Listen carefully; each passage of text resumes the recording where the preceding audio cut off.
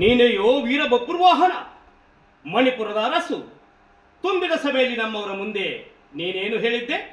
ನಿನ್ನ ಚಿಕ್ಕಪ್ಪ ಚಿಕ್ಕ ಅಪ್ಪಣೆ ಹೊರತು ಇಲ್ಲವರಿಗೆ ದೊಡ್ಡ ಅಪ್ಪನಲ್ಲವೆಂದು ಹೇಳಿ ಬಾಯಿಗೆ ಬಂದಂತೆ ಹರಡಿದ ನೀನು ಈಗ ಶರಣಾರ್ಥಿಯಾಗಿ ಬಂದಿರುವುದನ್ನು ನೋಡಿದರೆ ಪಾಪ ನಮಗೆ ಕಣಿಕರವಾಗುತ್ತದೆ. ಕ್ಷಮಿಸಿದ್ದೇವೆ. ಏಳು ಮೇಲೆ ಪ್ರಾಣ ಭೀತಿಯಿಂದ ತಲೆ ತಗ್ಗಿಸಿ ಬಂದವರ ತಲೆ ಕಾಯುವುದೇ ಪಾಂಡವರ ಧರ್ಮ. ಪ್ರಾಣ ಭೀತಿಯಿಂದ ಶರಣಾಗತನಾಗಿ ರಕ್ಷಣೆ ಬೇಡಲು ತಲೆ ತಗ್ಗಿಸಲಿಲ್ಲ. ಜನ್ಮ ಕೊಟ್ಟ ನನ್ನ ತಂದೆಯ ಪಾದಾರವಿಂದಗಳಿಗೆ ಭಕ್ತಿಯಿಂದ ತಲೆ ತಗ್ಗಿಸಿದ್ದೇನೆ. ತಂದೆ? ಯಾರು ನಿನ್ನ ತಂದೆ? ಪರಶುವನಿಂದ ಪಾಶುಪತಾಸ್ತ್ರ ಪಡೆದ ಪರಮವೀರ.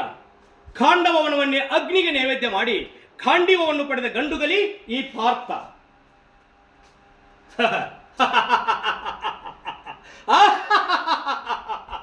ಕೇಳಿದ್ರ ಈ ಆಶ್ಚರ್ಯಕರವಾದ ಮಾತುಗಳನ್ನ. ಪಾಶುಪತಾಸ್ತ್ರ ಪಡೆದ ಪಾರ್ಥ ಅಂದ್ರೆ ನಾನು ಯುಕ್ತ. ಯಾಕಿ ನಗು, ಯಾಕಿ ಪರಿಹಾಸ್ಯ? ಇದೇನು ಉಕ್ಕಿ ಬರುತ್ತಿರುವ ಪುತ್ರ ವಾತ್ಸಲ್ಯಕ್ಕೋ, ಇಲ್ಲ ಅಶ್ವಮೇಧದ ಕುದುರೆಯನ್ನು ಕಂಡ ತಕ್ಷಣ ಕಪ್ಪು ಕಾಣಿಕೆಯನ್ನು ಕೊಟ್ಟು ಶರಣಾಗತನಾಗಲಿಲ್ಲ ಎಂಬ ಆಕ್ರೋಶಕ್ಕೋ? ಎರಡಕ್ಕೂ ಅಲ್ಲ. ನೀನು ನನ್ನನ್ನು ತಂದೆ ಎಂದೆಯಲ್ಲ, ಅದಕ್ಕೆ. ನೀವೇ ನನ್ನ ತಂದೆ ಅನ್ನೋ ಸತ್ಯ ಇವತ್ತು ನನ್ನ ತಾಯಿಯನ್ನು ತಿಳಿದ ತಕ್ಷಣ ನಿಮ್ಮ ಪಾದದರ್ಶನಕ್ಕೆ ಓಡೋಡಿ ಬಂದೆ. ತಾಯಿ? ಯಾರು ನಿನ್ನ ತಾಯಿ? ಎಂಡ್ರಂಬೆಯೋ, ಮೇನಕೆಯೋ, ಊರ್ವಶಿಯೋ, ತಿಲೋತ್ತಮೆಯೋ? ಹರಿಹರಿ, ಶಾಂತಂ ಪಾಪಂ, ಶಾಂತಂ ಪಾಪಂ. ಪರಮ ಪವಿತ್ರರಾದ ನನ್ನ ತಾಯಿನ ರಂಭಾ ಊರ್ವಶಿಯರಿಗೆ ಹೋಲಿಸ್ತಾ ಇದ್ದೀರಾ? ನ್ಯಾಯ, ನೀತಿ, ಧರ್ಮಗಳೇ ತನ್ನ ಜೀವನದ ಉಸಿರು ಎಂದು ತಿಳಿದಿರೋ ಧರ್ಮರಾಯನ ತಮ್ಮನ ಬಾಯಿನಲ್ಲಿ ಇಂತಹ ಮಾತು ಬರಬಾರದಾಗಿತ್ತು. ಆಹಾ, ಪಾಂಡವರ ಗಣತೆ ಬಗ್ಗೆ ಮಾತನಾಡೋ ಯೋಗ್ಯತೆ ನಿನಗೆಲ್ಲಿದೆ? ಏನಂದ್ರಿ ನೀವು? ಪಾಂಡವರ ಘನತೆ ಬಗ್ಗೆ ಮಾತನಾಡೋ ಯೋಗ್ಯತೆ ನನಗೆಲ್ಲಿದೆ? ಅಮ್ಮ, ನನ್ನ ಜನ್ಮ ರಹಸ್ಯನ ಮರಿಮಾಚುವುದರ ಪ್ರತಿಫಲ ನನ್ನನ್ನು ಎಂಥ ಅಗ್ನಿ ಪರೀಕ್ಷೆಗೆ ನೂಕಿದೆ ನೋಡಿದೆಯಾ? ಮಹಾವೀರ, ಯುದ್ಧ ಪರಂಪರೆಯಿಂದ ನಿಮ್ಮ ಬುದ್ಧಿಗೆ ಮಂಕು ಕವಿದಿರಬಹುದು.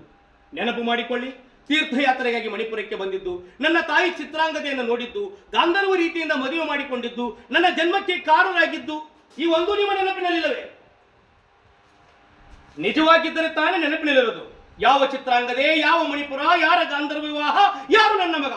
ಕುರುಕ್ಷೇತ್ರದ ಮಹಾಸಂಗ್ರಾಮದಲ್ಲಿ ದ್ರೋಣಾಚಾರ್ಯರ ಚಕ್ರವ್ಯೂಹವನ್ನು ಏಕಾಂಗಿಯಾಗಿ ಭೇದಿಸಿ ಸಪ್ತ ಮಹಾರಸಿಕರನ್ನೆಲ್ಲ ಸೆಡೆಬಿಡಿದು ರಣರಂಗವನ್ನೇ ಅಲ್ಲೋಲ ಕಲ್ಲೋಲ ಮಾಡಿ ಮಿಂಚಿನಂತೆ ಬೆಳಗಿ ವೀರ ಸ್ವರ್ಗ ಸೇರಿದ ಆ ಸುಭದ್ರಾನಂದನ ವೀರ ಅಭಿಮನ್ಯು ಅವನು ನನ್ನ ಮಗ.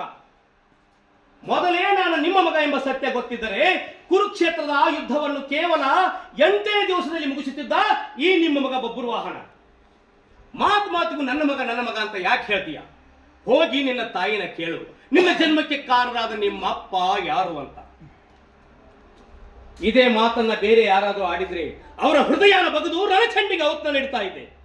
ಆದರೆ ತಾವು ಹಿರಿಯರು, ಶ್ರೀಕೃಷ್ಣನ ಪರಮಾತ್ಮರು, ಆ ಗೌರವದಿಂದ ನಿಮ್ಮ ಕೈ ಮುಗಿದು ಕೇಳಿಕೊಳ್ಳುತ್ತೇನೆ. ನನ್ನ ತಾಯಿ ಅಗ್ನಿಯಷ್ಟೇ ಪವಿತ್ರಳು. ನಿಮ್ಮ ದರ್ಶನ ಭಾಗ್ಯಕ್ಕಾಗಿ ಹಗಲಿರುಳು ತನ್ನ ಸುಖ ಸಂತೋಷನೆಲ್ಲ ತ್ಯಾಗ ಮಾಡಿ ಸನ್ಯಾಸಿನಿ ಅನಿಸಿ ಬದುಕುತ್ತಿರುವ ಆ ಪವಿತ್ರ ಮೂರ್ತಿಗೆ ಕೆಟ್ಟ ಹೆಸರಿಡಬೇಡಿ. ಅವಳ ಶೀಲಕ್ಕೆ ಕಲಂಕ ಹಚ್ಚಬೇಡಿ. ದಯಮಾಡಿ ನಿಮ್ಮ ದರ್ಶನ ಭಾಗ್ಯವನ್ನು ಕರುಣಿಸಿ ನಮ್ಮನ್ನು ಕೃತಾರ್ಥರನ್ನಾಗಿ ಮಾಡಿ. ಛೀ, ದೂರ ಸರಿ. ನಿನ್ನ ಅಪವಿತ್ರವಾದ ಕೈಗಳಿಂದ ನಮ್ಮ ಪಾದಗಳನ್ನು ಮುಟ್ಟಬೇಡ. ನಿಜವಾಗಿ ನೀನು ನನ್ನ ಮಗನೇ ಆಗಿದ್ದರೆ ಕಟ್ಟಿದ ಕುದುರೆಯನ್ನು ಬಿಚ್ಚದೆ ಬಿಲ್ಲಿಗೆ ಹೆದೆಯೇರಿಸಿ ರಣರಂಗದಲ್ಲಿ ತಕ್ಕ ಉತ್ತರ ಕೊಡುತ್ತಿದ್ದೆ. ಲಜ್ಜೆಗೆಟ್ಟು ಬಂದು ಹೇಡಿಯಂತೆ ಕಾಲು ಹಿಡಿಯಬೇಕಾದರೆ ನೀನು ಜಾರಿಣಿಯ ಮಗನೇ ಇರಬೇಕು. ಜಾರಿಣಿಯ ಮಗ. ಬೋರ್ಗರಿದು ನುಗ್ಗುವ ಪ್ರವಾಹವನ್ನು ಪ್ರತಿರೋಧಿಸಬಲ್ಲೆ, ಕಾಳ್ಗಿಚ್ಚನ್ನು ಕಾಲಿನಿಂದ ಮೆಟ್ಟಿ ಅಡಗಿಸಬಲ್ಲೆ, ಪರಸಿಡಿದ ಬಡಿತವನ್ನು ಬರೀ ಮುಷ್ಟಿಯಲ್ಲಿ ಹಿಡಿಯಬಲ್ಲೆ. ಆದರೆ ಈ ಮಾತು ನಿನ್ನನ್ನು ಮಾತ್ರ ಸಹಿಸಲಾರೆ. ಅರ್ಜುನ, ಮಲಗಿದ್ದ ಮೃತ್ಯು ದೇವತೆಯನ್ನು ಬಡಿದೆಬ್ಬಿಸಿದೆ. ಮಾತೃದೇವತೆಯ ಪಾತಿವ್ರತ್ಯಕ್ಕೆ ಕಲಂಕ ಹಚ್ಚಿ ನಿನ್ನ ಸ್ಥಿತಿಯನ್ನೇ ನೀನೇ ಸಿದ್ಧಪಡಿಸಿಕೊಂಡೆ. ನಿನ್ನ ರಕ್ಷಣೆಗೋಸ್ಕರ ತ್ರಿನೇತ್ರನ ಉರಿಗೆನ್ನೇ ತೆರೆಯಲಿ, ತ್ರಿವಿಕ್ರಮನ ಸುದರ್ಶನವೇ ಅಡ್ಡ ಬರಲಿ. ನಿನ್ನ ಸೊಕ್ಕಿನ ಮಾತುಗಳಿಗೆ ತಕ್ಕ ಉತ್ತರವನ್ನು ನೀಡಿ ನಿನ್ನ ರುಂಡ ಮುಂಡವನ್ನು ತುಂಡರಿಸಿ ಚೆಂಡಾಡದಿದ್ದರೆ ನಾನು ಚಿತ್ರಾಂಗನೆಯ ಮಗ ಬಬ್ರುವಾಹನೇ ಅಲ್ಲ. ಧನ್ಯವಾದಗಳು.